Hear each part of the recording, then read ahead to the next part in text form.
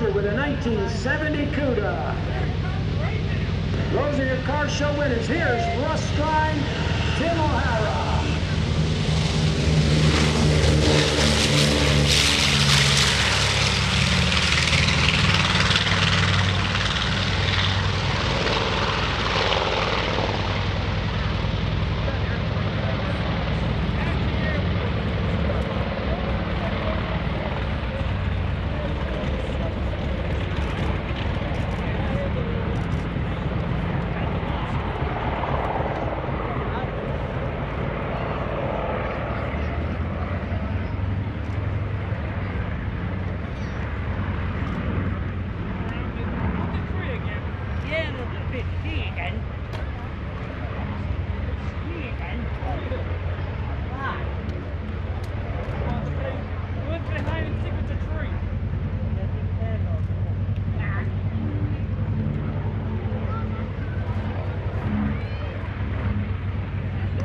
Back in April of 1942, Jimmy Doolittle and his Doolittle Raiders took off of the aircraft carrier USS Hornet in this aircraft, the B-25 Mitchell, a medium-range bomber.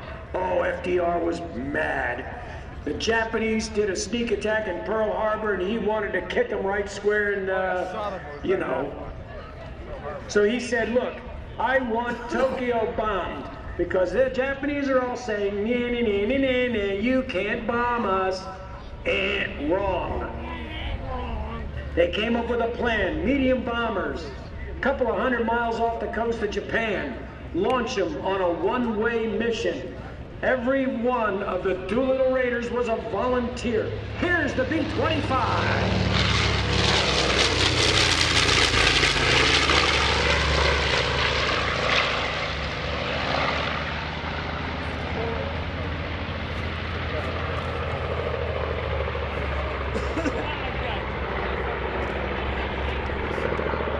I love listening to that airplane as it leaves.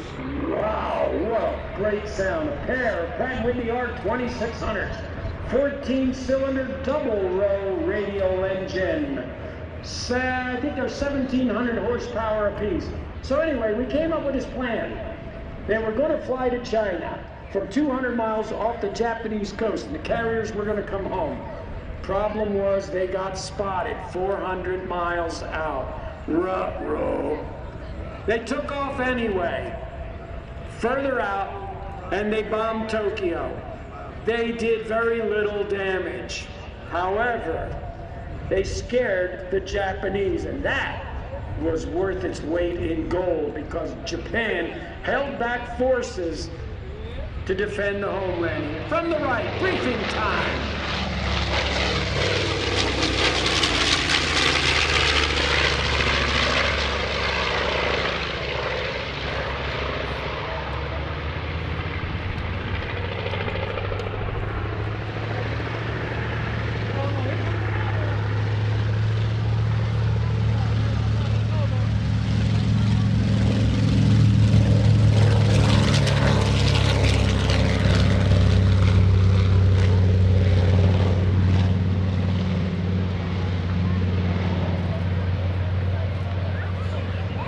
Talk about a big airplane.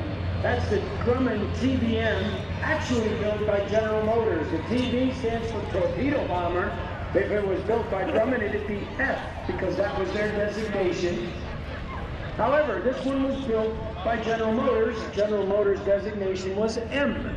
Ergo, the TBM could carry 4 500-pound bombs, depth charges, or a 2,000-pound torpedo. Coming around from the right, Russ Strine, Tim O'Hara, the B-25, they're going to do a photo pass.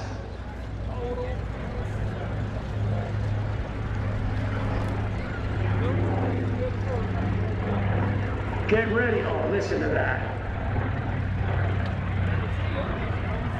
From the right, here's briefing time on the photo pass.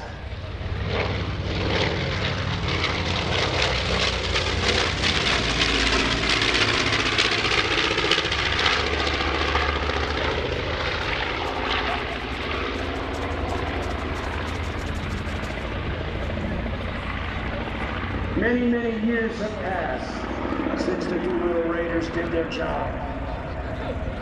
And I gotta tell you, there's only one of them left, Lieutenant Dick Cole.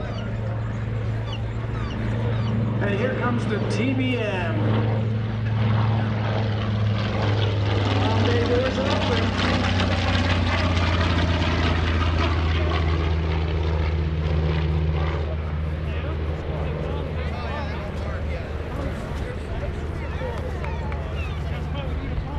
Now the reason that General Motors wound up building these aircraft was very simple.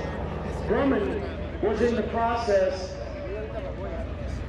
of designing and building the F-6F Hellcat, which turned the tables on the Japanese. Now here you are, a combat pilot, World War II, you got a TBM, you've taken off from the carrier, you've flown for, well, could be 8 to 10 hours, depending upon the distance and everything. You've had to go up against enemy fighters, flak, and just about everything the Japanese could throw at you. Your airplane could be shot up, you could be wounded, and now the most challenging part. You've got to land this aircraft on essentially what is a postage stamp.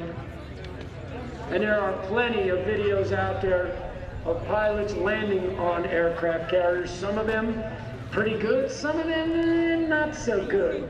It's pretty easy to get into trouble. Here we go, from the right. Looks like Tim Pusateri is set up for his photo pass.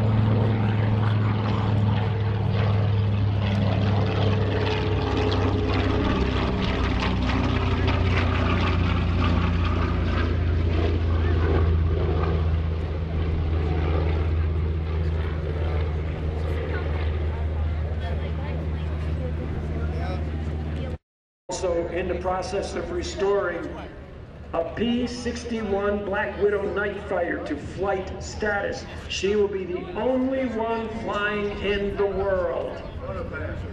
Ladies and gentlemen, coming around from the right, Jim Pusateri, the TBM Avenger, and the photo pass. Let's listen and take lots of pictures.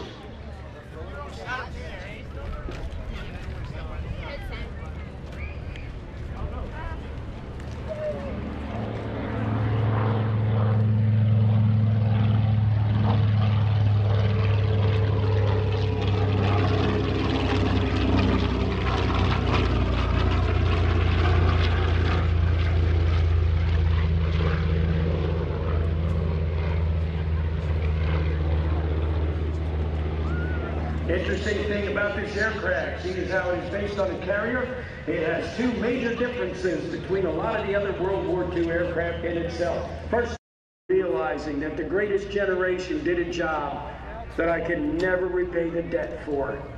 They saved the world from tyranny. And you know, we have some of them here today, specifically the Tuskegee Airmen. Great bunch of people, were really up against it on all sides in World War II. When they first started out, their experiment was designed to fail, but they prevailed. They were a bunch of hard-headed, stubborn, determined individuals out to prove for themselves that they were up to the task. And they did a terrific job. It is a privilege and an honor to have them here at Greenwood Lake. At the very beginning of the war, everybody hated the Tuskegee Airmen. By the end of the war, the only people